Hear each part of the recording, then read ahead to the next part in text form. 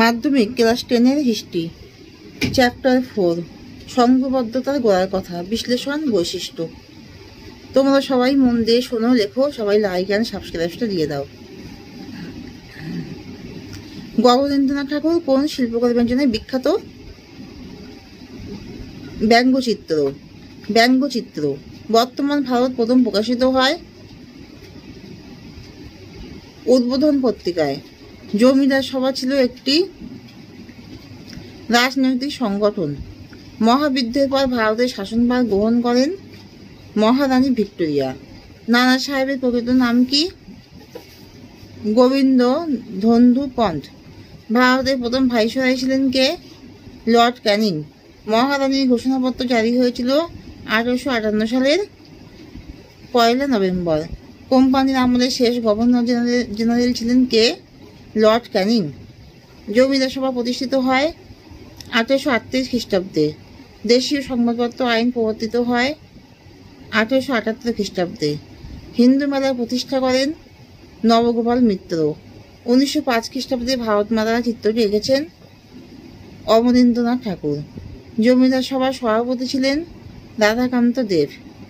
76-এর মন্বন্তরের পটভূমিকায় রচিত উপন্যাসটি হল আনন্দমঠ। ব্রিটিশ শাসনের বিরুদ্ধে ভারতের প্রথম জাতীয় বিদ্রোহটি হল সিপাহী বিদ্রোহ। সিপাহী বিদ্রোহের সময় অযোধ্যায় বিদ্রোহীদের নেতৃত্ব দেন বেগম হযরত মহল।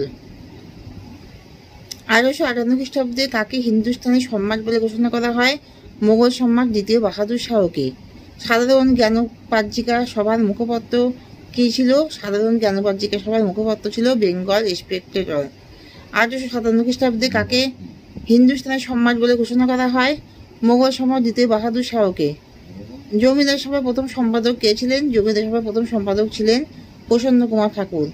1857 বিদ্রোহকে কারা সিপাহী বিদ্রোহ করেছেন? জন কে, রাসনারায়ণ বসু প্রমুখ। হিন্দু মেলা প্রথমে কি নামে পরিচিত ছিল? হিন্দু মেলা চৈত্র সংক্রান্তির দিনে শুরু হয়েছিল বলে এর নাম চৈত্র মেলা।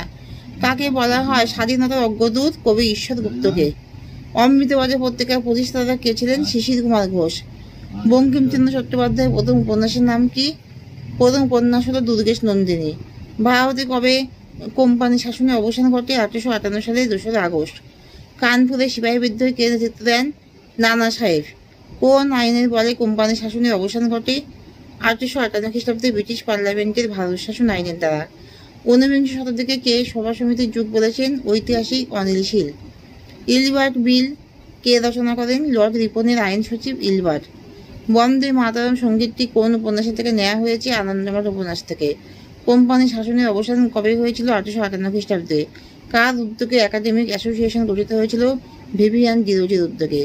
গগনেন্দ্রনাথ ঠাকুর কী ধরনের ছবি আঁকতেন? তিনি মূলত ব্যঙ্গচিত্র অঙ্কন করতেন। এখানে শেষ করছি। তোমরা সবাই লাইক অ্যান্ড সাবস্ক্রাইবটা অবশ্যই দিয়ে দিও।